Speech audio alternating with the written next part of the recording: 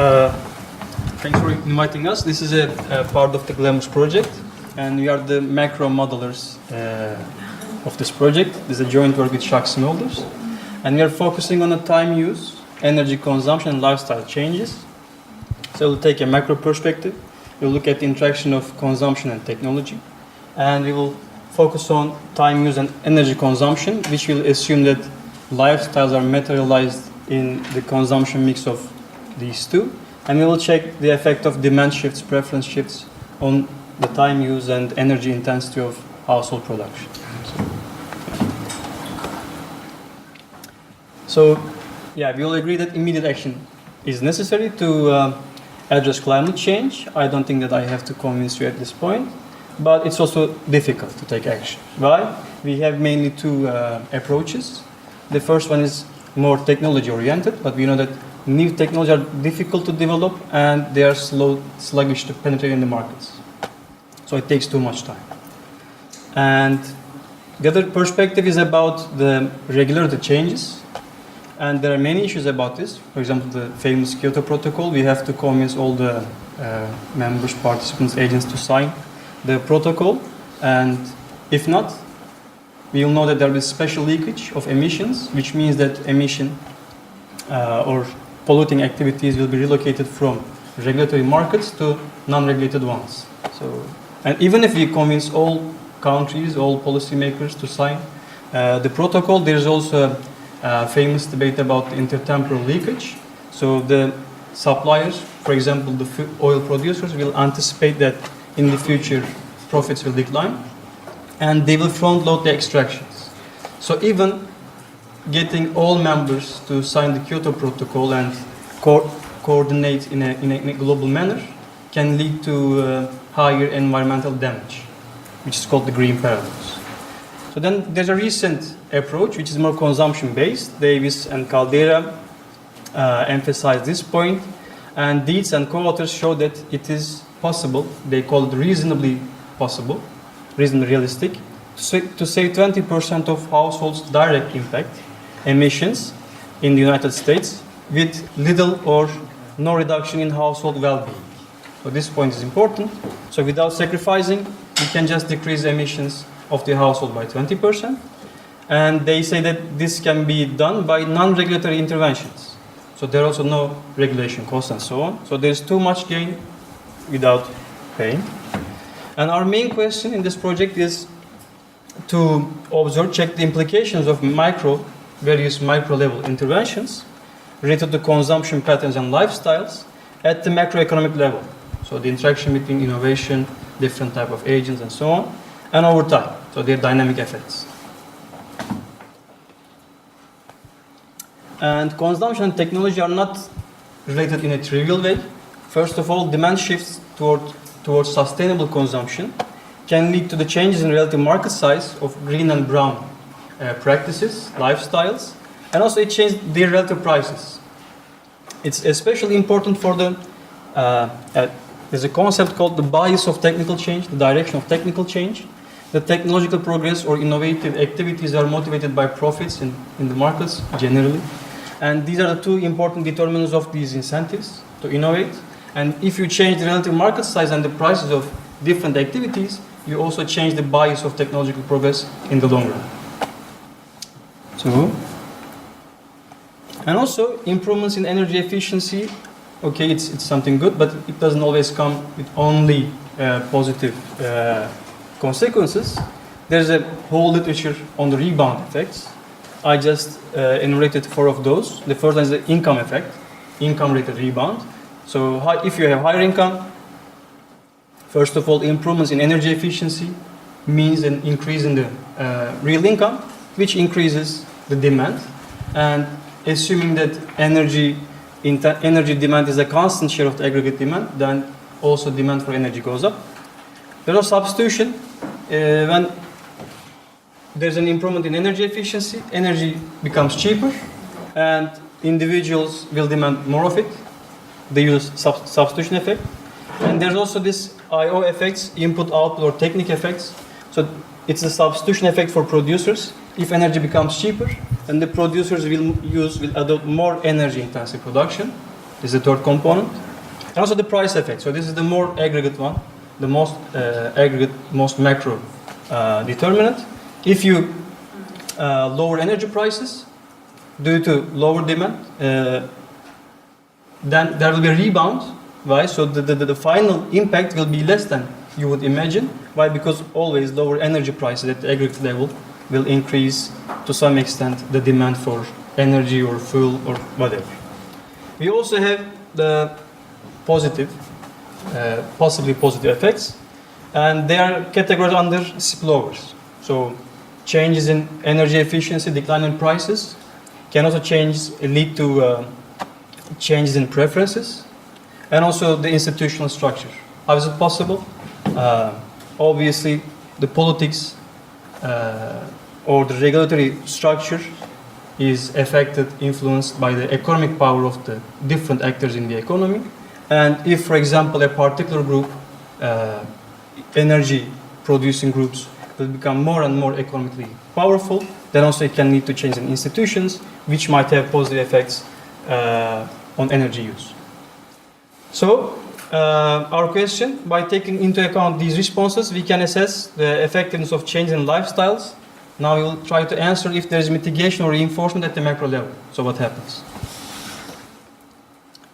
Our main aim is to propose a macroeconomic model of time use.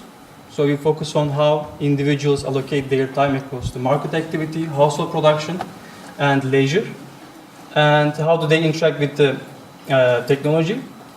And any model that is proposed to be used to evaluate the impact of different policies targeting climate change should be validated first. So it should be able to rationalize the existing patterns. So you'll validate the model based on the existing long-run aggregate trends in relative factor prices, time use and technology, which are declining market hours, rising leisure, positive association between income and energy intensity, and also secular rise in wages, the value of time relative to energy prices. So these are the four stylized facts observed in the data. Then we'll provide a summary measure for the macro impact of any micro level intervention that you can imagine. At the macro level, things are boring. So whatever you imagine and do at the micro level, we will show that the effect of these interventions can be just simulated by a single parameter at the macro level. And then we will evaluate the impact of the changes in household preferences. Then we endogenize the bias of technological progress to assess the dynamic effects of such a demand shift, such a preference shift. And the main message is that the static effect of demand shifts are overwhelmed strongly by the trends in technology and growth. Hence, even very large, drastic changes in household preferences can be, let's say, more than offset by the changes in energy efficiency and labor productivity growth within a reasonably short amount of time. Hence, we will emphasize the direction of technological progress more, and we will show that the demand shifts can also, by changing direction of technological progress, they can increase the amount of time where these effects are offset. So, yeah, I'll be fast because I don't have time. So in the model we have two inputs, which is labor time and raw material. Raw material is a pollutant, so it's used to produce energy, and once it is used, it, let's say, creates emissions. And labor time is scarce. Households allocate across market work, housework, and leisure. And households have access to two different techniques. One is more energy intensive and the other is more time intensive. And we will feed the model with the secular increase in the value of time relative to the resource price. So this is the basic setup. The utility function, unfortunately our individual utility maximizers, but this actually reflects a quite general trade-off. So the consumption leisure trade-off. And it is general in the sense that we don't specify epsilon yet. So for example, if epsilon goes to 0, there is no trade-off. We consume in fixed amounts. If epsilon goes to infinity, they are perfectly substitutable. If, for example, epsilon is lower than 1, then as Adina said, individuals value more the activity which becomes scarcer. So it's general.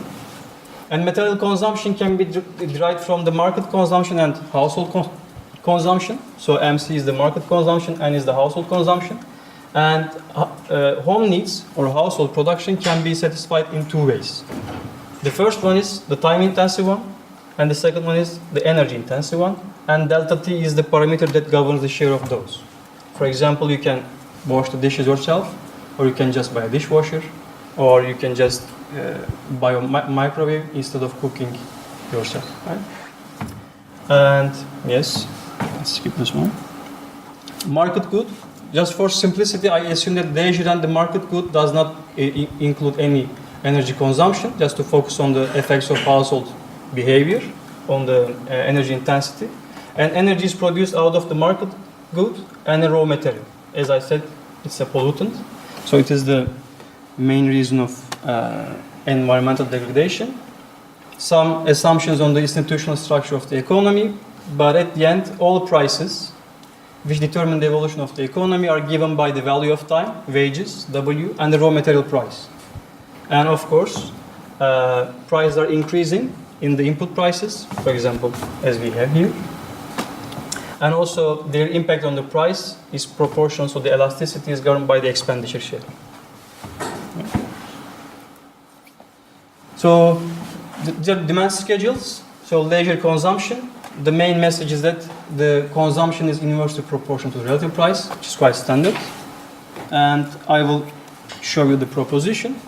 First, the elasticity of leisure with respect to real wages. So this is real wages, wages divided by the price of consumption, is given by this expression. And if epsilon is lower than 1, then we have complementarity, and we can have divergent patterns in leisure and consumption.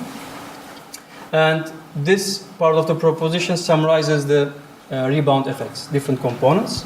So rebound, the raw material use with respect to energy efficiency. I will take 1 minute just to show some graphs.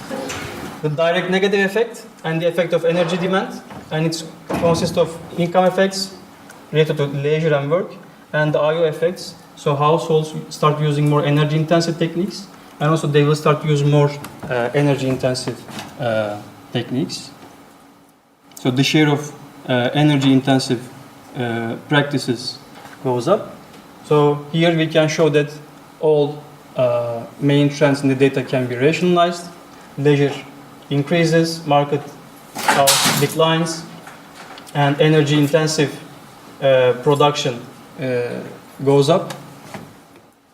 And okay, energy and raw material use increases over time. And yeah, so this is last slide, and this is the most important one. So even if we have a very drastic change in the household behavior, so like the decent co-authors emphasize, so we assume that the share of sustainable consumption practices increases 40% in the economy. What happens in this case? So at impact, you just earn, so there's a decrease in the raw material consumption or pollution, almost 16%, close to the number of decent co-authors. But just in 15 years, it's already compensated. And now, since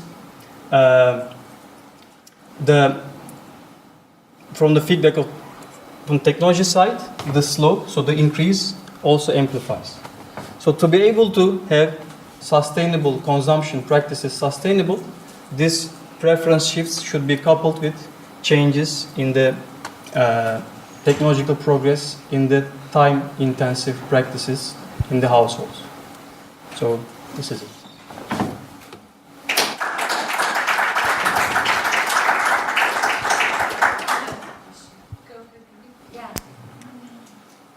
I can speak loud. Go to the last slide. Yeah. This one? No. This one? Yes. This one. I was really thinking whether you have identified also like rebound effects or spillover effects that they do relate with people changing behavior and this change of patterns creating new type of rebound effects that you cannot foresee. And when you have this time step, right? When it hits 100, is that minutes? No, this is years. Years, oh. Let's say year 100, you can take whatever you want. So here, Okay. the main trends are the increase in labor productivity and increase in energy efficiency. Yeah, so this, I assume that this is because of some modeling decisions that you did about what happens. No, this is just how the data develop. So what it actually, can you explain what it happens exactly on the 100? Okay. It's because of technological advancement? Yes. No. So it says that you have a, let's say, very successful micro level intervention, right? And you're able to increase 50%, right? The sustainable, environmentally friendly behavior. So you manage this. However you do, does not matter at the macro level, so, right? And this shows the effect. So first of all, it increases time-intensive practices. So it leads to a decline in energy and raw material use, but you don't change the main driver in this system, the movements in relative prices, right? As long as you have the current trends, which is labor productivity growth and declining energy prices, the main trend will, let's say, survive. And in, let's say, 15 years, it can be, let's say, longer or shorter. It will be compensated. Yeah. So if, okay, I know it's a very tricky question, but if we see this, and you have already endogenized, like internalized the innovation bias, right, Yes. in your modeling. What does this actually mean for innovation policy? Does this mean we just see how lifestyle and technology evolution co-evolve, and then every time we have to go and reflect and see which type of incentives or disincentives we give? Or is like, sorry to say, like useless to invest on innovation policy because at the macroeconomic level there is like no impact? No, obviously, if, let's say, you increase the share of, let's say, environmentally friendly people, the market for time-intensive activities increases. So this directs, let's say, resources towards innovation in that particular sector. So you change the productivity of time-use activities relative to energy-intensive techniques or lifestyles. This also has a positive effect on the energy consumption and so on. So this period of 15 years increases. Depending on the, let's say, response of technology, it can extend to 30 years, 40 years or whatever. But this can happen. But in any case, as long as, so what you will see here is that as long as we have labor productivity growth and improvement in energy efficiency, there is always this pattern. Yes, you have a step. Yeah, so it doesn't have to be step. Is there, yes, Walter. Last question from Walter, and then we go to the next presentations because we're a bit off time. Excellent. Thank you very much. Really interesting. I would like to go back to the very first thing you've said. You don't need to go back to the slides on those, which is that technologies are difficult to develop and slow to penetrate. And there are many, many examples of technologies that actually have changed our lifestyles quite profoundly, but also lifestyle changes overall that have been very, very rapid and very quickly. I mean, Facebook is 10 years old, and now we have 1.7 billion active users every day. Skype has 600 million people, 600 million. Within 10 years, the car industry in Europe has halved its fuel efficiency, or has doubled its fuel efficiency of its car fleet. Within 15 years, we've got rid of smoking in offices. So all of these are examples of rapid technological change and rapid lifestyle change. And I was just thinking that maybe 15 years or 20 years is a bit short, or is a bit long in the perception of how quickly lifestyle change can happen.